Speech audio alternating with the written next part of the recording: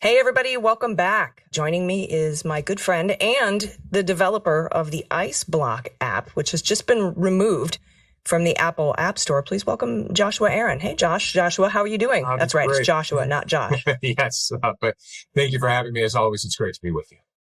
It's good to see you, my friend. And I know we've been communicating back and forth quite a bit over the past week or so when you reached out to me and told me that you had just received notification that Apple had removed ICEBlock, which is your app that you developed, from their app store. And I just wanted to ask you a couple questions about that and talk about it for a minute because, you know, you sent me over the reasons that they decided to do this and they seem pretty bogus. Yeah, I mean, it is totally bogus to use that word. So they basically what they said is this. They said law enforcement contacted them and told them that this app was specifically targeting law enforcement officers. And they cited guideline 1.1.1 in the developer user agreement, or the user guidelines, if you will, that says no app can target a specific individual or a group. And this is meant for like hate speech, right? You don't want an app out there, calling, for anti-Semitism purposes or something like that, something horrible. ICEBlock didn't do any of that. I think all of your listeners and viewers know that ICEBlock didn't do any of that. This was Pam Bondi or whoever at the DOJ. I mean, Pam Bondi's the one who went on Fox News and CBS, I think, and admitted that she did it, called Tim Cook or somebody high up at Apple and said, we want this taken down. That's the reality. And Apple acquiesced and took it down. So you want to know like the crazy part though? So Apple's own Maps app does exactly what they're accusing me of and why they took the app. And by the way, every other app that calls out law enforcement in public. So any app that's on the App Store now, it's not just ICEBlock, any app that allows users to say, hey, here's where a public sighting of law enforcement is, whether it's ICE or the police or whoever, is gone. And then Google followed suit that same night. They unprompted by the DOJ, by the way, Google was like, oh, Apple did this. We'll jump on that bandwagon too and go straight into fascism. That's bizarre. Because like you said, I'm thinking of Waze, for example, the app where I can enter things that I see on the roadway, like a police officer. Right. How is that not targeting the police? I mean, I suspect what they're trying to say is that you're doing something much more than just alerting people to the location of an ICE officer, and that you're somehow something in the app is saying to go and get them and dox them and target them and assault them, which is nothing. I have the app and there's nothing in there about that. Right. I mean, not only is it not possible to do that, but, when you talk about doxing, for example, for anybody who doesn't know, the definition of doxing would be like posting a photo of Allison's face and then posting her name and her address and a picture of her house and her private email. That's doxing somebody. ICEBlock didn't even have that capability. There's no photos or videos even in the app. In fact, there's just an optional notes field for when you're reporting a sighting. And to be honest with you, most people didn't even use the notes field. So it was just an address, which was stored as a latitude and longitude. That's all there was. And it showed up only on people's devices that were within a 5-mile radius of that sighting. So, how this could happen. I mean, look, the Dallas shooting happened at the ICE facility and they blamed me and the ICEBlock app for it. And, I think we both know that it doesn't take an app to know that a police officer is at a police station, just like it doesn't take an app to know that an ICE officer is in an ICE detention facility that is clearly marked as an ICE detention facility. So. Yeah, you and I texted about that because I saw the blame game starting to happen. And I'm like, I don't think I need to look on the ICEBlock app to know that that's an ICE field office. It seemed way out of left field, but we know these folks have gone after you, on social media over and over again, and on Fox News over and over again, saying that you are somehow encouraging people to assault ICE. And they've inflated the assaults on ICE officers number quite a bit. They use percentages instead of actual instances of assault to make it seem like it's growing exponentially. Like we had over, I think, a 4-year period, 8 reported assaults on ICE. And then when it went up to 21, they were like 413% increase. Right. And meanwhile, our drug prices are going to go down 1,200%. They don't math very well, but that's what they're doing. They're using you and ICEBlock and others like it as a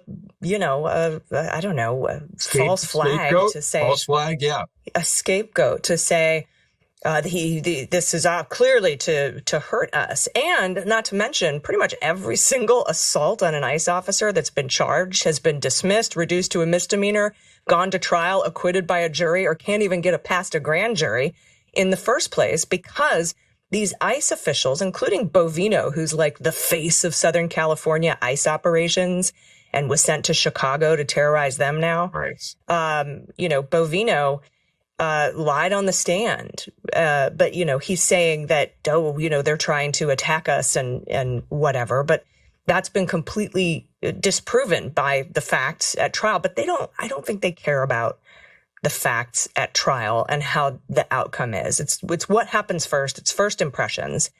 And I think that's why they're going after you. So talk a little bit. Have you had any, like I would think an app with over 1 million users that maybe Apple would reach out and say, hey, if you change this thing, if you take the notes field out, for example, we won't remove you from the App Store. Did anybody reach out to you? Is there any appeals process? I mean, what's the remedy to get it back up on the App Store? What a wonderful world it would be if that was even a thing. So no, there's no appeals process. There's no remedy. You can respond to app review if you want in like a comment, and which I did, by the way, at first, and said this in no way doxes anybody. This in no way targets anybody. This was thoroughly vetted by Apple legal and senior officials in app review.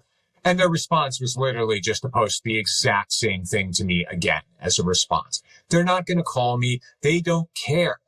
I mean, that's the reality. They don't care. And I'll tell you what really pisses me off is that in almost every single interview that I did from April until, last Thursday, and there were a lot of them, by the way, they asked me, are you afraid that Apple's going to take this down? And I said, no. And I defended Apple. I said, look, they rejected it in the first place so that their legal department and senior officials at App Review could thoroughly vet this, make sure it was, nothing illegal was happening. And this was all above board. And by the way, that I was doing exactly what I said, which is completely anonymous reporting, no user information, no identifiable information stored or captured in any way. They took 3 weeks of back and forth and did this. They knew exactly what this was. Okay. Nothing has changed in the app. Couple things. And I know I've asked you this offline. People who already have the app on their iPhone can keep it, right? They're not taking it away. No. You just can no longer download it. New users can no longer download it from the store. And the last time I spoke to you, we had talked about why this wasn't available on Android, and it's only available on Apple because Apple's privacy rules are much better. And there was no guarantee from Google Play, or the Android App Store, or whatever it is, sorry, I'm not familiar with. No, it's all good. Google Play Store is exactly what it is. Yeah. I'm going to get all the emails about changing over to Allison. Android. We'll have the Android Apple wars another time, but that they wouldn't guarantee that the user information, people who downloaded the app, people who use the app, wouldn't be like subject to a subpoena from the Trump administration, right, or something like that. So currently, Apple was the only place you could get it, and now it's off of the App Store. But people who have already downloaded it can still continue to use it. Yeah. So basically, here's how it works: if it's on your device already, you're good. You can continue to use it exactly as it is. Nothing will change. I can't do anything to fix a bug. I can't submit an update. I can't help out in any way, shape, or form. You can use what exists on your device, full stop, right? But if you delete it from your device, like try to reinstall it, you will never be able to get it back. If you erase your phone, if you reset your phone where it has to download the apps again to your device, you're never going to get it again. I mean, unless by some miracle Apple brings it back, but believe me, I'm not holding my breath. But you know what? Very interesting. You're talking about me saying like, bringing it to Android might have user identifiable information, or bringing it to Android might cause blah, blah, blah, right? And everybody chastised me for this. But the DOJ contacted Apple and Apple acquiesced, right? But Google wasn't contacted at all. And they took it upon themselves to go, oh, we'll follow suit and do the exact same thing. So now you kind of see where I was going with it the whole time, where I did not want anybody to have any issues. Yeah, it sort of justified that decision in the first place. Is it possible to file a lawsuit that's violating your First Amendment rights? I don't know, if the government is actually pressured Apple to do something that seems like a 1A violation. But it's an app, so I'm not sure how that, if that constitutes speech. I feel like it would, but there may be other avenues to have that speech. And so that, that might be a deciding factor. But I figure if there is a lawsuit there, I was wondering if you were talking to a lawyer, first of all, but second of all, the discovery would be interesting, right? You'd be able to, all of that first review that you said that took a long time, that Apple cleared it as not violating any of their terms of service, all of that documentation would be discoverable, as would any communications between the regime and Apple itself. Did Trump call Tim, get Tim Apple on the phone, get him on the phone so that I can, or was it Stephen Miller? Like any of those communications would be discoverable. I'm not sure if there's a case there, but have you reached out to Con Law, ACLU, or any kind of an attorney to see if this is even a viable lawsuit? So I have an absolutely incredible legal team behind me. I mean, these people, both men and women, are some of the top ones in the country. I don't want to start mentioning names and having any problems with that, but rest assured, their minds are going a mile a minute, and we've already had very serious meetings about how to move forward. If there's a case, multiple cases from different angles. And, I'm going to let them kind of take the legal aspect of that. And because I'm not an attorney, I don't know for sure, and I don't want to speak out of turn, but we're not sitting idly by. Let's put it that way. All right, cool. And you'll let us know. I will let you know anything I can, of course. Excellent. Yeah, because Daily Beans, we first reported the app being taken off the App Store. We first reported, and I wanted to check up on this because we first reported the fact that your wife was targeted by Laura Loomer and Tom Homan, right, and was removed from her position at the Department of Justice. Yeah. Allison, remind me again, how are you not being paid like $50 million a year? You're breaking every story in this country. Well, I don't have a big corporate media conglomerate over my head helping me out. All right, so, all users, it's now $1 million to listen to the Daily Beans podcast. No, still free. You can kick in and support if you want, but it's still free because I think that this kind of stuff is super important, and I think that the public has a right to know all of these things that are going on. But I wanted to check in about how your wife is doing because she worked for the Department of Justice over a decade. Yeah.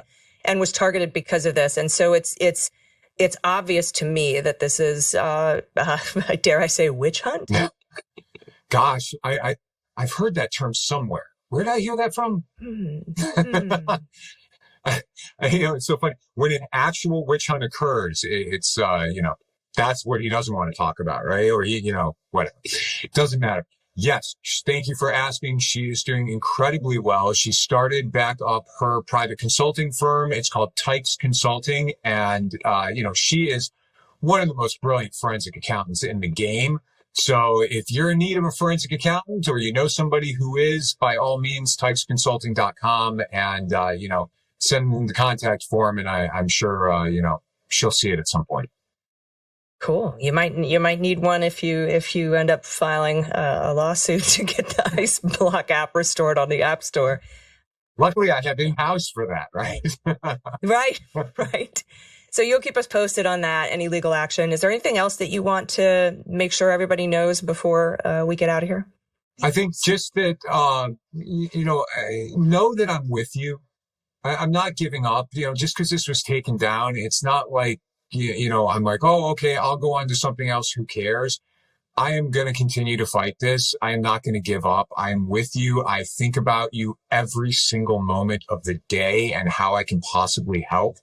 I will say this, and I know we're probably running a little longer on time, but I do want to kind of mention it, is a lot of people have sent in very, very good wishes via the contact form, and I thank you so much for that. And a lot of people have sent in suggestions. Why don't you make a website for this? Why don't you make a PWA so that people can put it on their phones and they don't need the App Store? And just so that everybody is aware, these are things that I have greatly considered. There are technological issues with that because of the vast amount of users involved. And I would hate to put something out there to the public that might be taken down 5 minutes later and erode the trust of the people who support this, or worse, put something up that crashes every 2 seconds. So when and if I can do something, I absolutely will. I promise you. Amazing. Well, we appreciate you stopping by. It's always good to see you, my friend. And I know you and I will be talking offline quite a bit, and everybody can follow you on social media, follow me on social media. I'll be telling everyone what you say. And also here on the Daily Beans. Which is scary, right? I mean, you tell everybody what I say. I'm going to get everybody and tell them. Anyway, I appreciate your time today. It's really good to see you, and we'll talk again soon. Joshua Aaron.